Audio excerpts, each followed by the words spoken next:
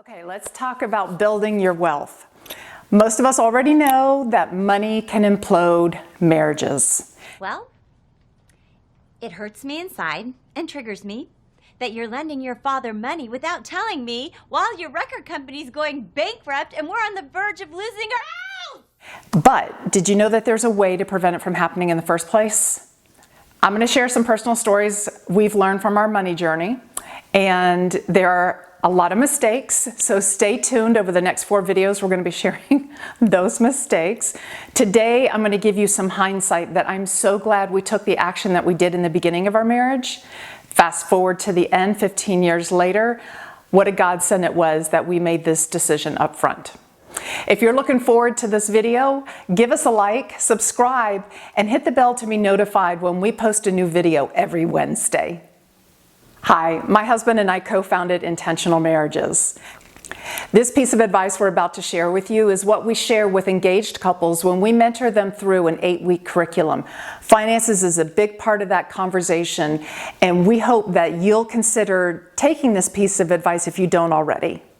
Unfortunately, in divorces, we're seeing that 41% of Gen Xers, I'm a Gen Xer, it's anyone that's born after 1964, and 29% of boomers are citing that finances are the reasons for their divorce. So what can we do to minimize this fallout? I say it's joint accounts. Now, before you jump off, let me share a few things with you. Most of you probably already know Dave Ramsey. I love what he says. Marriage is grand, but divorce is 50 grand. And that you don't build wealth independently of each other. It's not wise to have 2 sets of books in your marriage. When I met Russ, he had recently been divorced, had 2 kids, had moved in with his mom, and the company he was working with was folding. So needless to say, he had serious financial challenges. I, on the other hand, I had been working on my own for about 18 years. I had a strong income. I had all my debt paid off. So when we moved in together, we made a significant decision that I'm so glad we did up front instead of later on. We put our money together in a joint account. Now, you're thinking, okay, that was a lot of weight that he brought into the marriage. And it was child support. It was a country club membership that he had invested, I think almost at that point, 10 to 12 years. And if you walked away, it was a significant loss.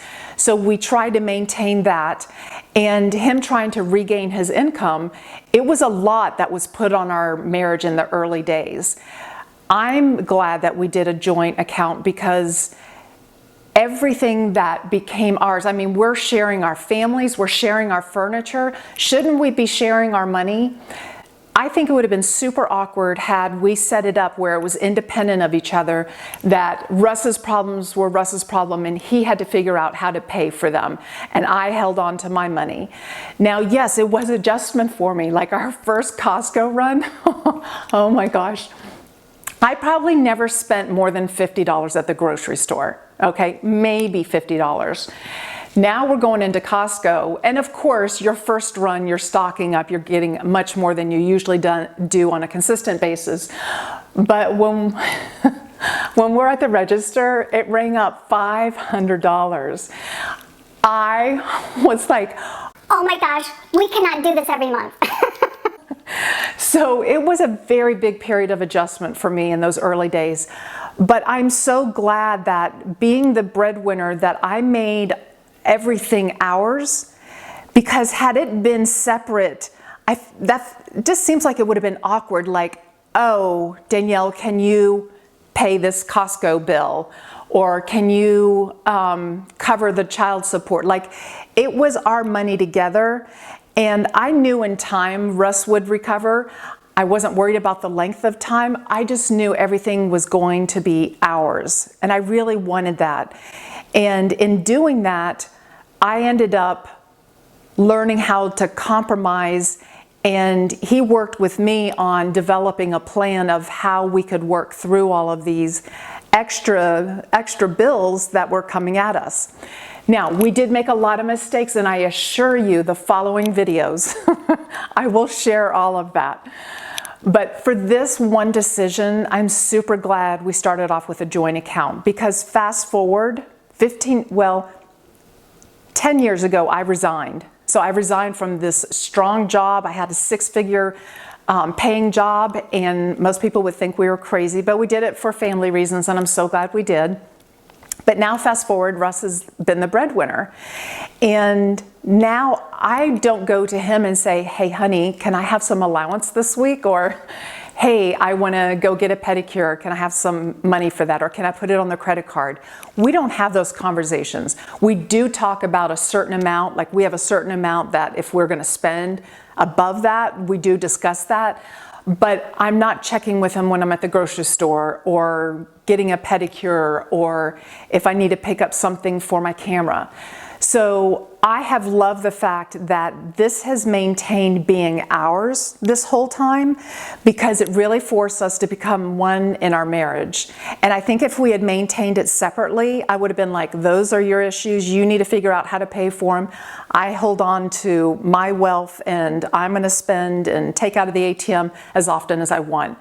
I don't think we would have turned towards each other as much as we needed to in those early days had we kept it separate accounts. Now, I know there's many of you, especially women, are like, no, I need my own account. I need to protect myself.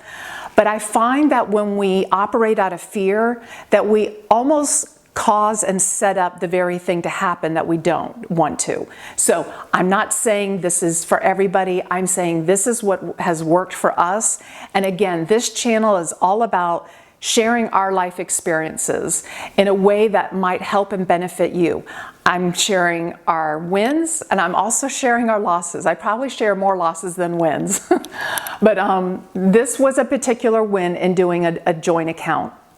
So I'm curious to know if you changed your mind and if this interests you. If so, comment below and let me know, are you doing joint accounts? If so, have you seen the benefit? Are you doing separate accounts and have seen benefits from it? I think we can all learn from each other, but this is one, especially in listening to Dave Ramsey, when you combine your accounts, it's the best way to build wealth. So I implore you to reconsider if you're not doing joint accounts already. We believe this is beneficial from a wealth building perspective and also from a marriage building perspective. So we'll have a download below, a free download that shows you a spreadsheet that we use that's broken up into the needs and the wants. And you just hope that your wants don't outweigh the needs. So if you liked this video, give us a like below, subscribe, and you know what time it is, time for that screenshot. I'm scared to know what kind of images that you screenshot there. But share that with your friends. Share this video. Let us know your thoughts below. Let us know if you're a joint account kind of couple or a separate account kind of couple. I believe we can learn from everyone. If you find that you're having really big issues with your finances, stay tuned and watch this video below that will hopefully encourage you to invite a counselor into your marriage and into your financial issues. Possibly reconsider counseling if that's not your thing. Also, subscribe, hit that notification bell so you don't miss out, because we're about to get deep with all of the financial problems and mistakes that Russ and I have made. Thanks so much for watching.